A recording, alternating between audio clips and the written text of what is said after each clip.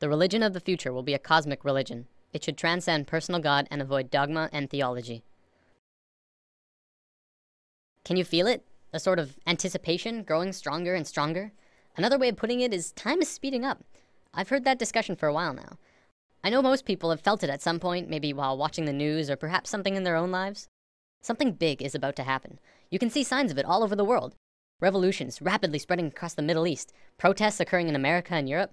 Earthquakes are devastating the world, like in Japan, Myanmar, and Greece. The global economy is failing so hard that it looks like we're looking forward into a global recession, the likes of which makes the 30s look like a cakewalk. Not to mention that if global warming doesn't put our planet into an ice age, we're gonna kill ourselves from overpopulation for sure. And using the rate of doubling, we definitely don't have the resources to survive the way we are for maybe a little over 10 years. Yet, despite all of these things, we're about to learn something amazing. It's something that will transform the earth into something completely different, something incredible and beautiful. Many people across the globe have learned about this, and they've applied it to themselves and witnessed marvelous changes. Others have dedicated their lives to talking about it, to teaching it. I'm someone who's still exploring it, and I want more people to talk about it with. Mind, body, spirit. This is the sacred trinity that allows us life on earth. Without even one of these three, we could not function properly.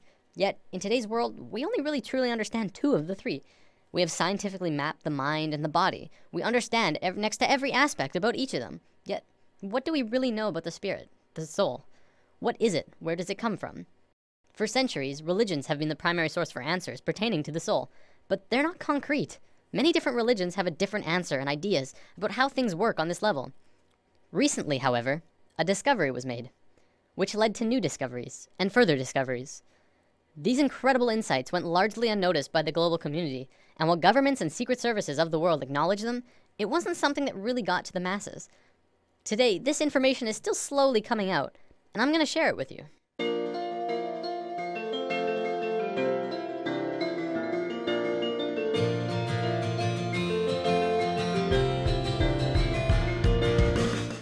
In the world of science, what do we really know about thoughts? We know we can measure them. By hooking up scanners, you can measure the frequency that are emitted when you think them. They're measurable, yet there isn't anywhere specific in the brain that holds them.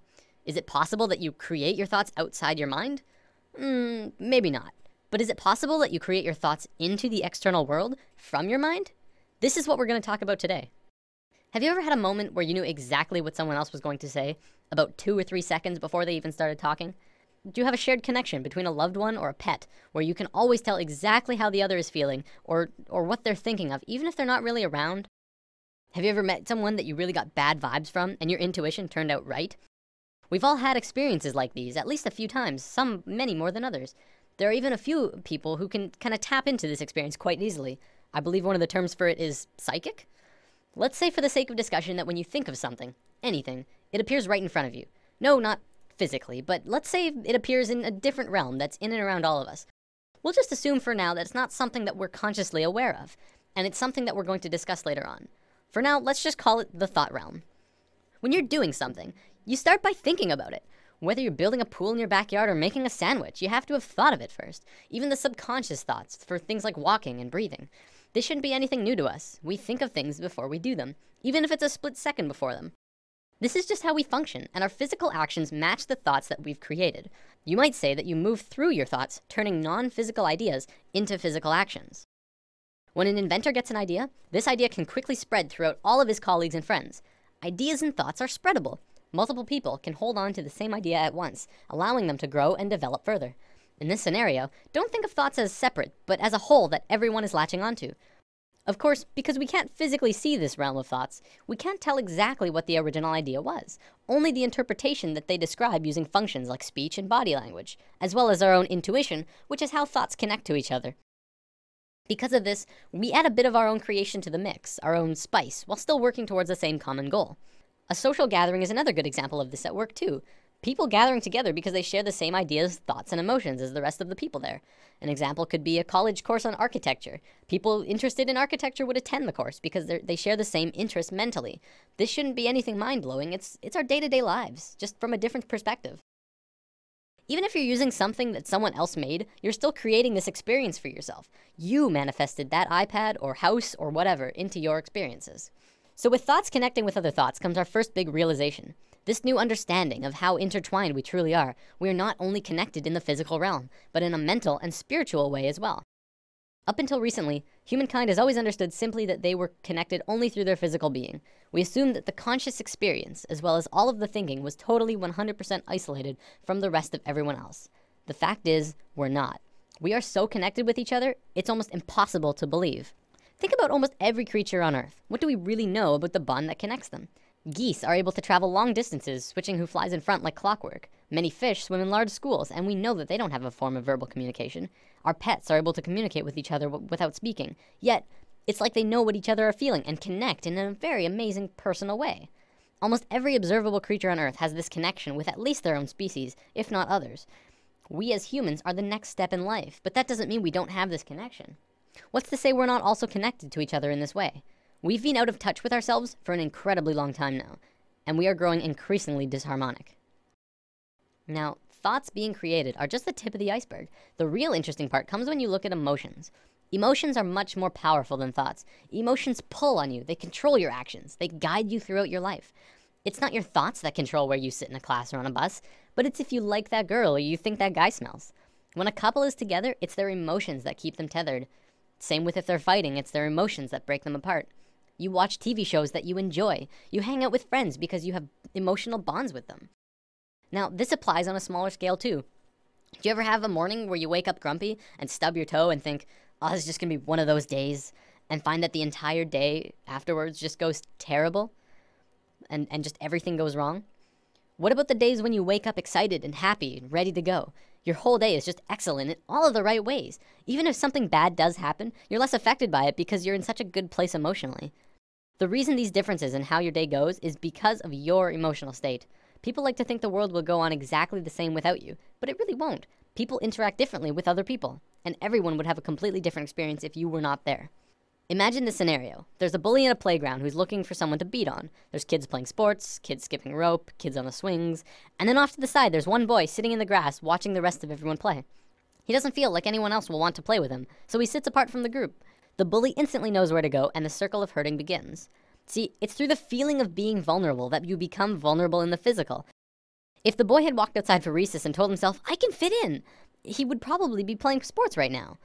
This applies to the bully as well. He didn't have anyone else to play with, probably because of some insecurity, mental, that led him to need to hurt others. He thinks he's doing good for himself by hurting the boy, except he's really just hurting himself long term. You can look into society and see a vast amount of evidence to support it too. The people who are most successful are those who talk most of success. Those who speak most of illness have it. Yes, illness is also a creation of yours.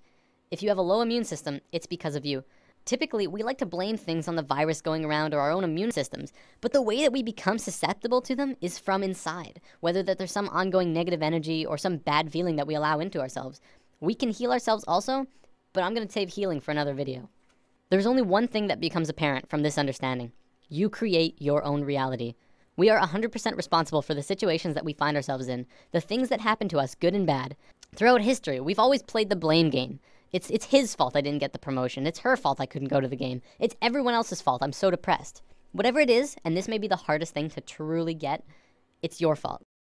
Your happiness, your sadness, your fears and your fortunes, every single experience of your life on Earth was because of you. Remember, just as you are creating your own individual reality, we are all co-creating our realities as a collective. We are one species, and as a species, we are creating the realities that we are experiencing together. One common argument I hear is, what about starving kids in Africa? How are they creating their starving reality?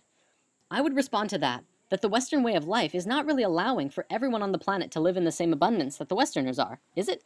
We're using up all of the world's resources, hardly sharing anything unless they're paying a lot for it or if we're getting something out of it. And we ask why they're poor? We haven't been sharing with our brothers and sisters around the planet. But again, that's us as a collective creating the reality that we experience around the planet. This applies through all levels. As a family, you create your reality, and your actions will change what the family experiences. Because of this, and because we are not in tune with ourselves, it may often seem that sometimes we don't have complete control over what it is we experience. Sometimes we're seemingly forced into scenarios that seem out of our control. This happens as a result of our disharmony, and also lack of connection to our own intuition. When we become more in tune with ourselves, we can feel out certain scenarios and decide if that's a path we want to take. Maybe I won't go down into the dark alley. Maybe it feels right to not take that job. Beyond that, once you have the experience that you feel is out of your control, now it's your turn to decide what you do next. You can allow the experience to get the best of you and drain your energy and move into a dense, unhappy place emotionally. Or you can decide to take it for what it is, an experience, and keep moving forward. Every dark cloud has a silver lining, and if you're looking for that silver lining, you'll have a much easier time finding it. Many of us have heard of this thing called the law of attraction, which talks about something similar to this, but talks more about evidence and not much about this thought realm. Over the entire world, people have written in to tell of their amazing stories, where they've really focused on having what they wanted, and got it through miracles and coincidences.